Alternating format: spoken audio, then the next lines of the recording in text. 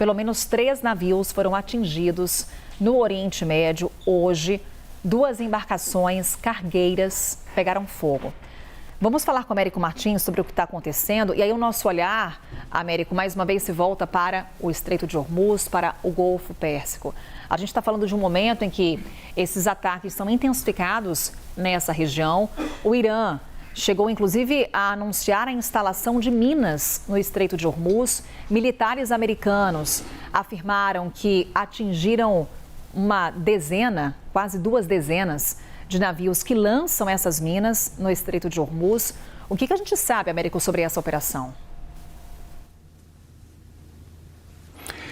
Carol, o Estreito de Hormuz, como você bem coloca, virou um grande ponto focal, talvez o mais importante neste momento nesse conflito, porque o Irã tem conseguido, na prática, fechar o tráfego de navios ali pelo estreito, que é muito importante, como a gente vem repetindo desde o início desse conflito, porque conecta o Golfo Pérsico, a região onde muito petróleo é produzido. Cerca de 20% do petróleo do mundo passa pelo Golfo Pérsico, pelo Estreito de Hormuz, para ser exportado. E o Irã conseguiu, na prática, fechar o Estreito de Hormuz. Só que nos últimos dias os Estados Unidos começaram a fazer ameaças de que eles vão tomar medidas para reabrir o Estreito de Hormuz. E o Irã anunciou ontem, e os Estados Unidos confirmaram, que eles estão, pela primeira vez desde o conflito, colocando minas navais naquela região. O que são essas minas navais?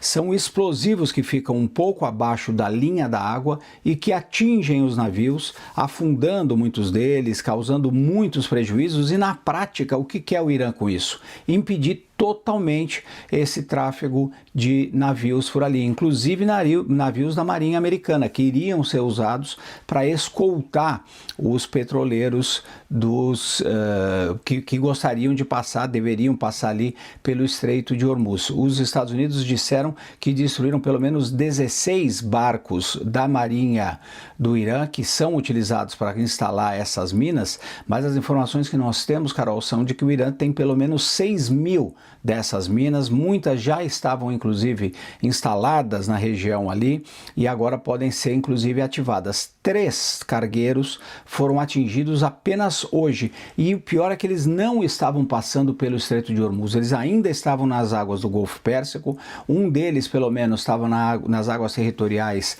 dos Emirados Árabes Unidos, do outro lado do Golfo Pérsico, e foram atingidos por explosivos que não foram identificados até agora, possivelmente essas minas. Isso, Carol, vai ter um impacto muito grande, ainda maior do que a gente está vendo no comércio internacional, especialmente de petróleo. E isso já está causando uma instabilidade no mercado de energia muito alto. A gente viu na segunda-feira o preço do petróleo chegar a bater em $120 o barril. Depois caiu para cerca de $90, mas ainda está muito mais alto do que a cotação que oscilava ali entre $50 e $60 antes desse conflito.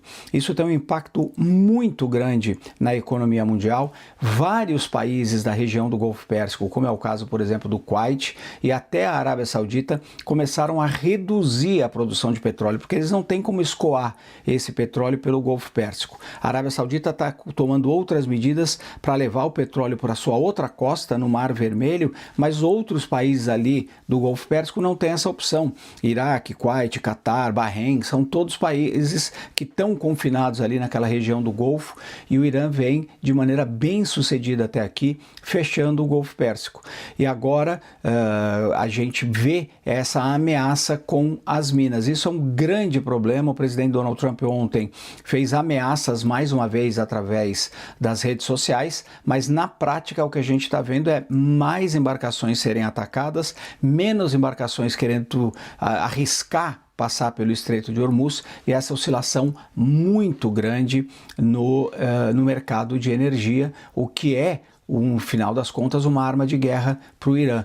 O presidente norte-americano está começando, inclusive, a sentir a pressão disso em casa, porque o preço da gasolina, por exemplo, já subiu nos Estados Unidos, pode ter um efeito agora secundário também em outros setores, como, por exemplo, preço de comida, e isso vai aumentar a pressão sobre o presidente Donald Trump para, eventualmente, encerrar essa guerra mais rapidamente, Carol.